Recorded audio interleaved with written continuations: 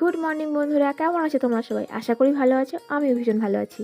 তো আজ ভিডিওটা এখান থেকে শুরু করছি। সকালে টিউশনি পড়িয়ে ওকে ছুটি দিয়ে এখন চলে এসেছি রান্নাঘরে নিজের জন্য একটু চা করবো বলে। এখন কিন্তু বাজে বেলা 10টার মতন, আর এখন আমি চা খাচ্ছি। আসলে ঠান্ডার সময় না, যতই বেলা হোক না কেন, একটু ফাঁক পেলে চা কফি গরম গরম হলে মন্দ হয় না। তো বাড়ির সবার সকালে টিফিন হয়ে গেছে, আমি একা বাকি আছি। তো ভাবলাম আগে একটু চা খেয়ে নিই গরম গরম, তারপর টিফিন সারা যাবে। আর আমাদের বাড়িতে সকালে না সবাই হালকা পাতলা কিছু খায়, ভারী কিছু খায় না, ওই জন্য সকালে রান্নার চাপটা অতটাও থাকে না। আর বাবা দেখো সবজি মাছ নিয়ে এসছে, ওটা আমি সাইড করে এখানে রেখে দিয়েছি, রান্না বান্না হবে। আর আমাদের এখানে কিন্তু প্রচুর ঠান্ডা পড়েছে। তোমাদের ওখানে কার কার ওখানে কেমন ঠান্ডা পড়েছে বলো তো। আর আমি দেখো এখন বাইরে হেঁটে হেঁটে চাটা একটু খেয়ে নিলাম।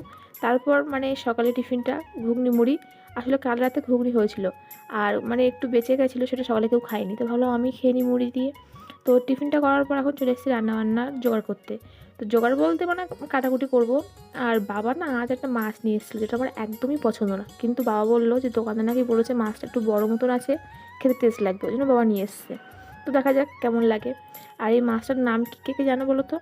তো এখন আমি দেখো সবজিটা কেটে নিচ্ছি, আর সবজিটা কাটার পর এখন আমি চলে যাবো ধনেপাতা তুলতে। আর আমরা যেহেতু গ্রামে থাকি, এটুকু সবজি চাষ যদি করে না খাই, তাহলে গ্রামে থাকি সেটা মনেই হবে না। আর আমরা কিন্তু সবসময় সবজি চাষ করি না, এই শীতের সময় একটু সবজিটা চাষ হয়। আর এদিকে দেখো টমেটো গাছ বেগুন গাছও আছে, এখনও সবজি হয়নি।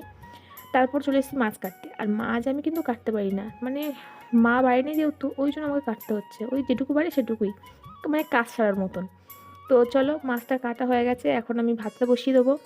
আর আমাদের এখানে মানে ওয়েদারটা এখন এতটা সুন্দর, তো না রোদ্দুর উঠেছে, না কুয়াশাটা আছে, একটা ভালো একটা সুন্দর একটা ওয়েদার।